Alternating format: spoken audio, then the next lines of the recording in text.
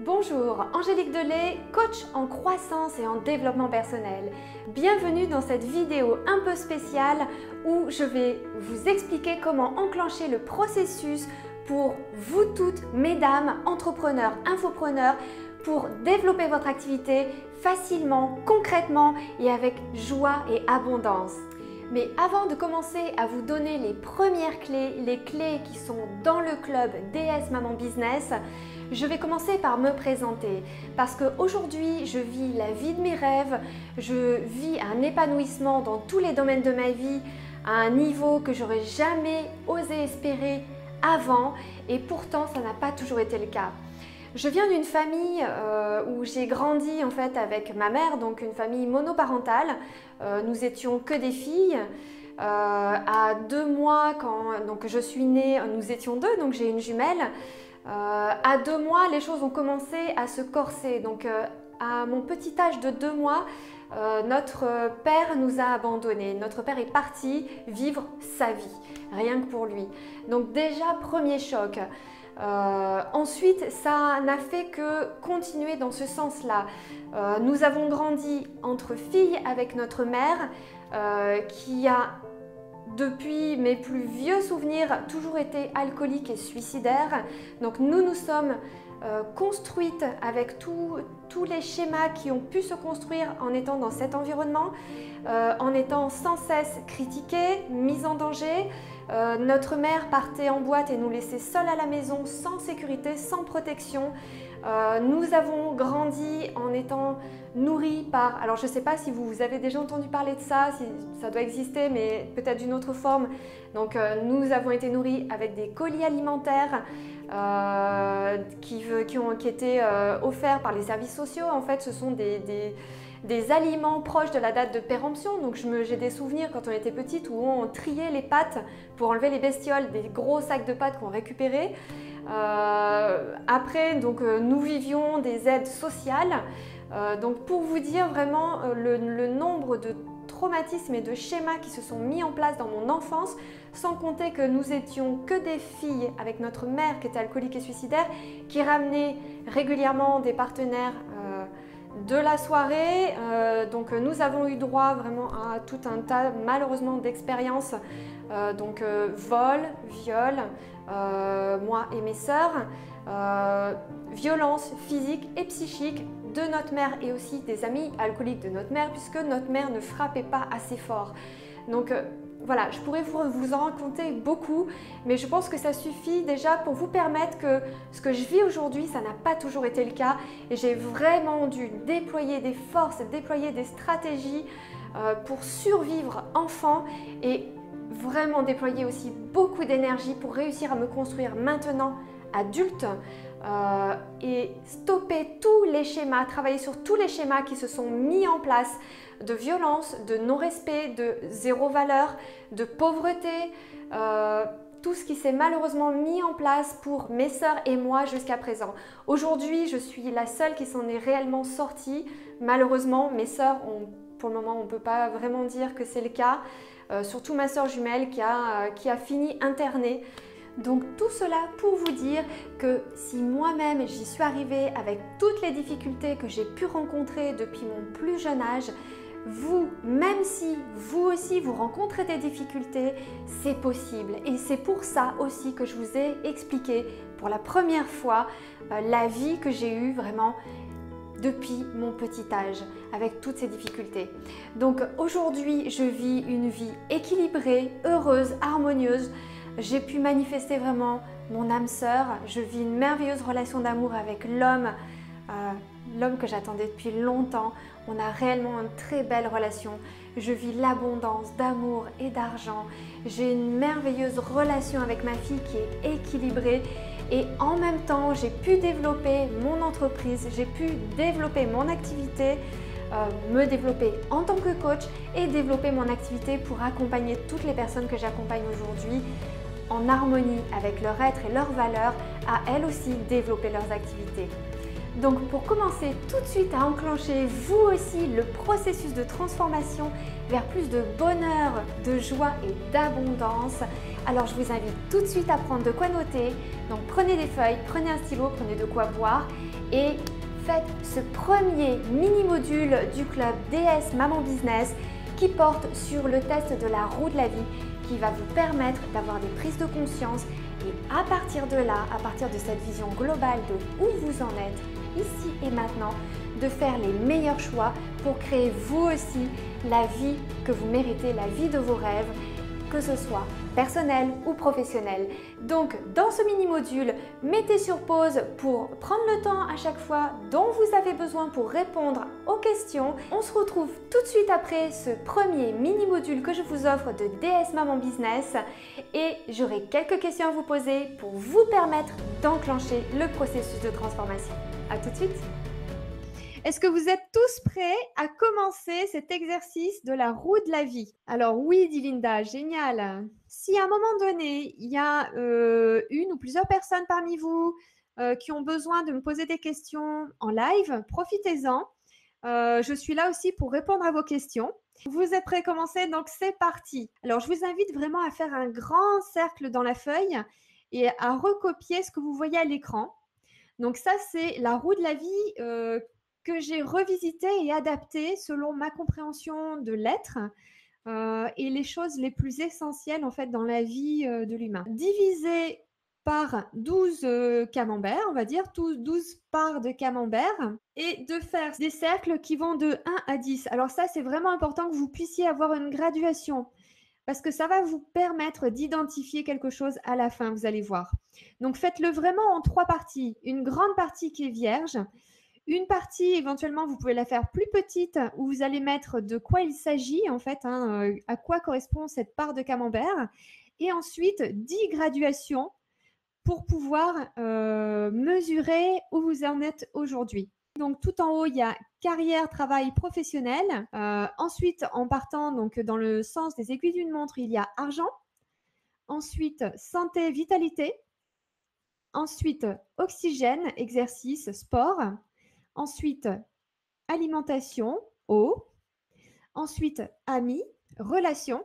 Ensuite, famille. Ensuite, il y a amour, vie de couple. Ensuite, contribution. Ensuite, développement personnel. Ensuite, l'avant-dernier, c'est récréation, loisirs. Et le dernier, environnement physique. Est-ce que vous êtes prêts à partir dans l'exploration de votre vie pour faire ce bilan? Sandrine est prête, génial. Donc, nous allons commencer. Ce qui est important aussi de comprendre, c'est que chaque question que vous allez poser aura une utilité pour le groupe entier, puisque ce soir, vous êtes un groupe et toutes les personnes connectées ce soir, vous êtes tous en quelque sorte en résonance. Vous êtes tous une partie, une facette les uns des autres. Donc, n'ayez pas peur, nous sommes là vraiment, vous êtes vraiment là dans un cadre sécurisé, il n'y a pas de place au jugement. Osez poser toutes vos questions pour pouvoir vraiment profiter de cet exercice. Alors, nous allons démarrer, c'est parti. L'outil de mesure, il n'est pas pour mesurer combien vous gagnez ou des choses comme ça, mais votre outil de mesure, c'est votre outil de mesure intérieur. J'entends par là, en fait, ce que vous ressentez par rapport à votre carrière, votre travail, votre vie professionnelle. Comment vous vous sentez par rapport à ça? Donc, comment vous vous sentez dans votre vie professionnelle? Il se peut très bien que vous gagnez, par exemple, 3 000 € par mois et que vous vous sentiez à 2 ou à 3. Et il se peut aussi très bien que vous ayez 1 500 € par mois et que vous vous sentiez à 10. Parce qu'en fait, les outils de mesure sont vraiment reliés pour chacun à quelque chose qui est vraiment propre à chaque personne. Il y en a qui peuvent rechercher, par exemple, une contribution au monde sans forcément avoir d'autres besoins d'un certain type.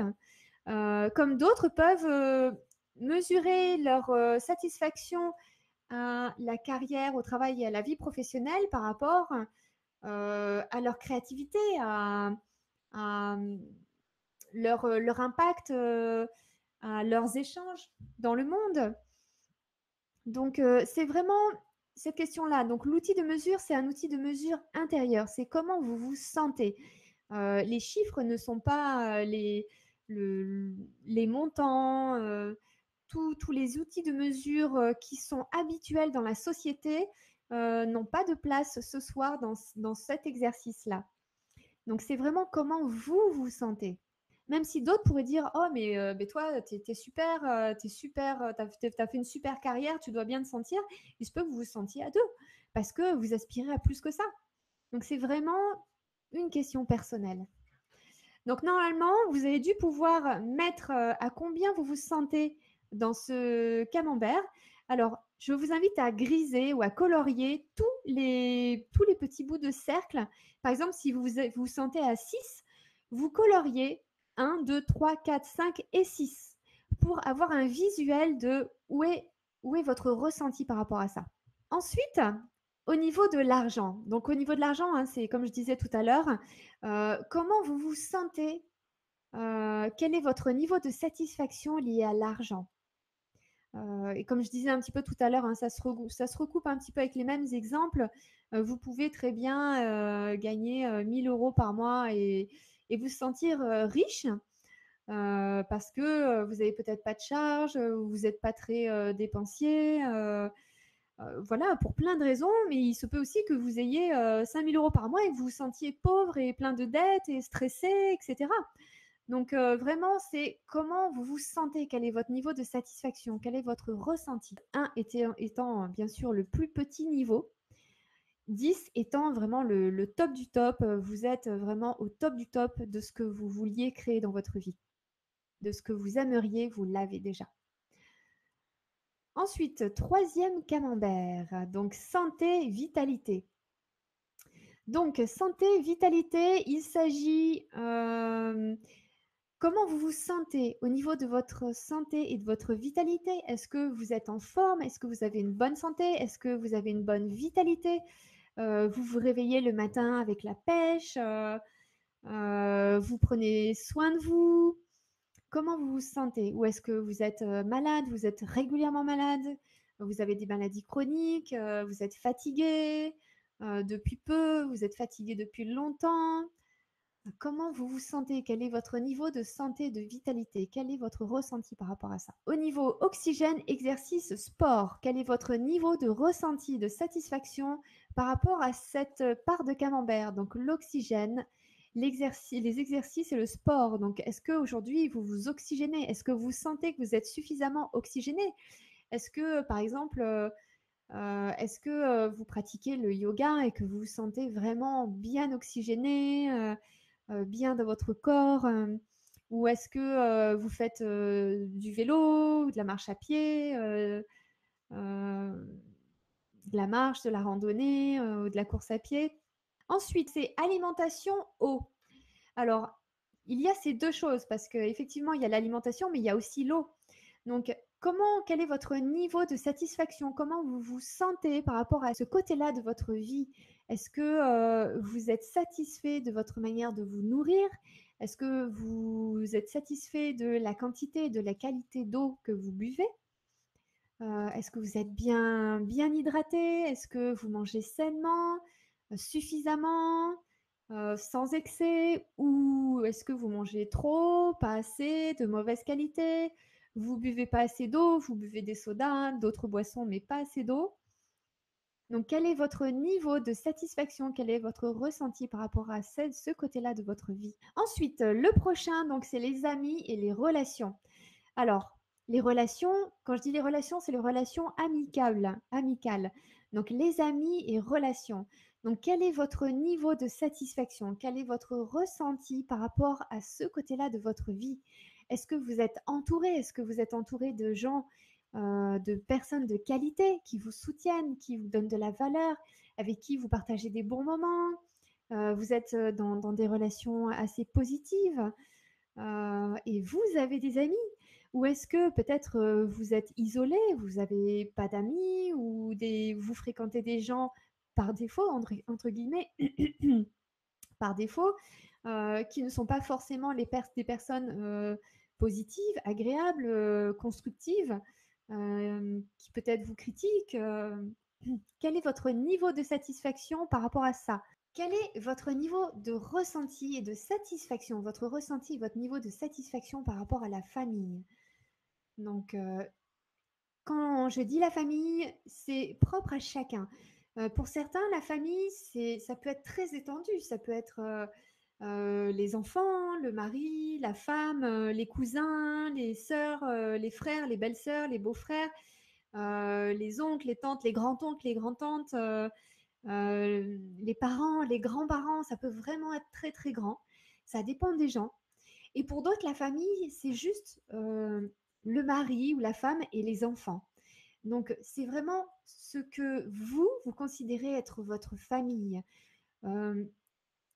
Qu'est-ce qui, pour vous, représente la famille? Donc, quel est votre niveau, quel est votre ressenti, votre niveau de satisfaction par rapport à ce côté-là de la famille? Il y a quelque chose qui devrait intéresser beaucoup d'entre vous, qui intéresse souvent beaucoup de monde, donc l'amour et la vie de couple. Donc, quel est votre ressenti, votre niveau de satisfaction par rapport à votre vie de couple? Si vous êtes aujourd'hui célibataire, mais que vous faites un travail sur vous et que vous sentez que c'est en train d'arriver et que ça va pas tarder et que vous vous sentez bien dans votre vie, il se peut que vous vous sentiez, par exemple, déjà à 6, alors que la personne n'est pas encore arrivée dans votre vie. Mais c'est possible que vous vous sentiez déjà à 6. Il se peut aussi que des personnes qui sont en couple se sentent à 1. Donc, quel est votre niveau de ressenti, votre niveau de satisfaction et de ressenti? Ensuite, la catégorie suivante, c'est contribution. Donc, quel est votre niveau de satisfaction, votre ressenti par rapport à ce côté-là de votre vie, la contribution? Donc, la contribution, c'est pas forcément faire des dons financiers, donc ça en fait partie de la contribution.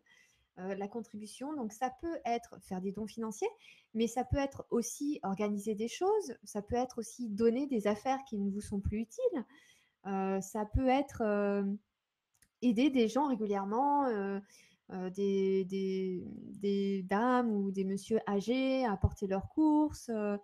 La contribution, elle peut vraiment avoir des milliers de formes. Donc, quel est votre ressenti, votre niveau de satisfaction par rapport à ce côté-là de votre vie? À quel point sentez-vous que vous contribuez au monde? Et ça peut être, vous pouvez vous sentir à 10 en contribuant pour aider une personne. Par contre, vous vous sentez à 10 parce que vous savez que vous l'aidez vraiment.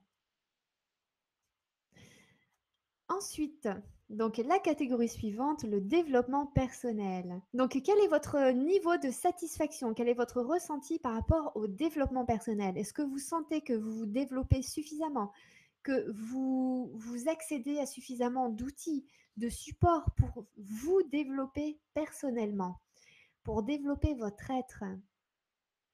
Est-ce que vous vous instruisez? Est-ce que vous travaillez sur vous?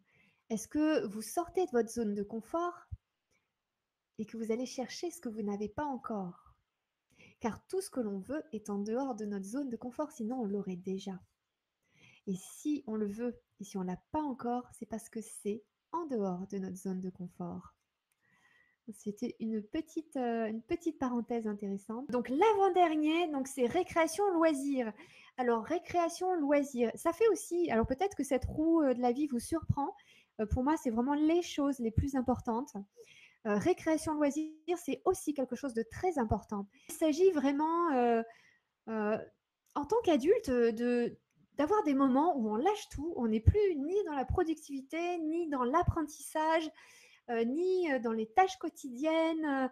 On est vraiment dans simplement s'amuser, savourer la vie, profiter de tout ce qu'on a construit, de tout ce qu'on a déjà, profiter de là où on vit, d'aller s'amuser, d'aller vraiment lâcher prise, aller s'amuser avec des amis, faire des jeux, faire du sport, faire plein de choses vraiment fun, en fait, des choses qui vous éclatent, en fait. Voilà, c'est ça, en fait, les récréations, les loisirs. Parce que les récréations, les loisirs ne sont pas que pour les enfants. Et d'ailleurs, dans les personnes que j'accompagne, je les aide aussi à renouer avec cette partie-là de leur vie parce que c'est super important. C'est là qu'on se ressource. C'est là qu'on lâche prise, c'est là que dans le lâcher prise, tout vient parce qu'on n'est plus dans le faire, on est simplement dans l'être.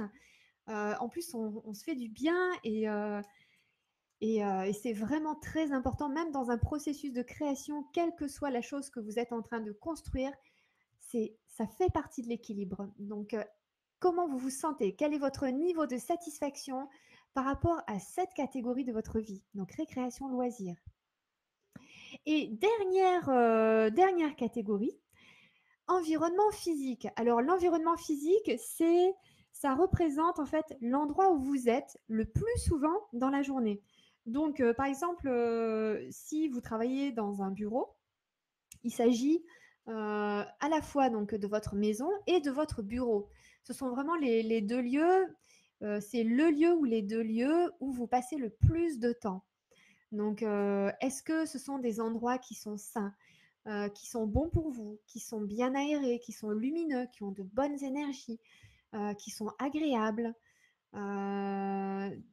qui sont faits avec des matériaux que vous appréciez, qui ne polluent pas votre air, votre environnement physique. Il y a aussi dans l'environnement physique le bruit. Est-ce que, par exemple, quand vous travaillez la fenêtre ouverte et vous entendez les oiseaux, ou est-ce que vous travaillez la fenêtre fermée avec peu d'air qui circule parce qu'il y a trop de bruit dehors, trop de pollution? Quel est votre environnement physique?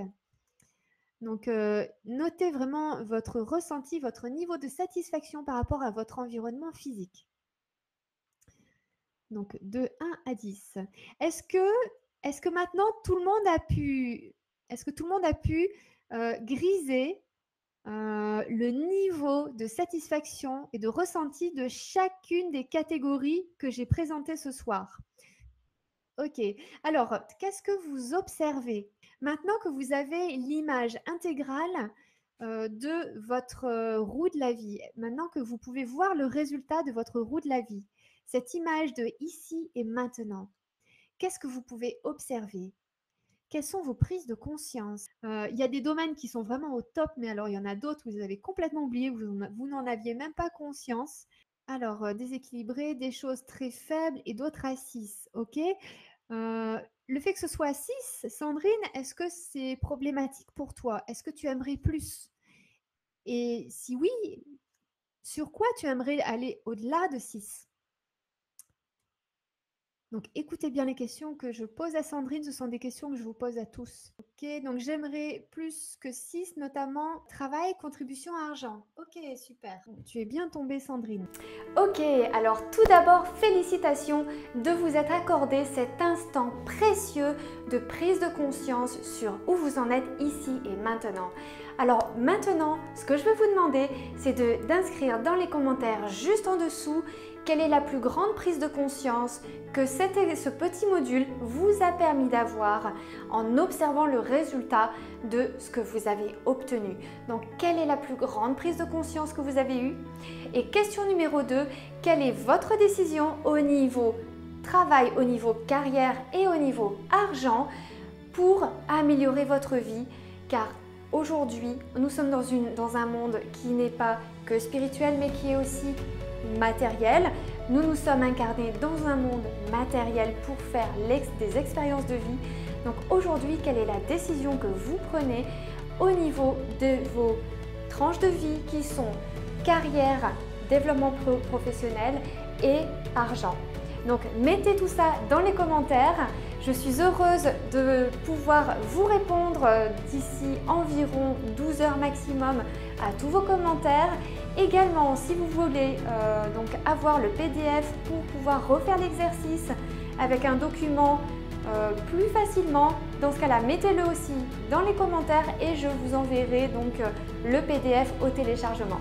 Je vous souhaite une merveilleuse journée. À demain pour la prochaine vidéo qui va être vraiment très intéressante pour vous permettre de poser l'échelle sur le bon mur. À demain.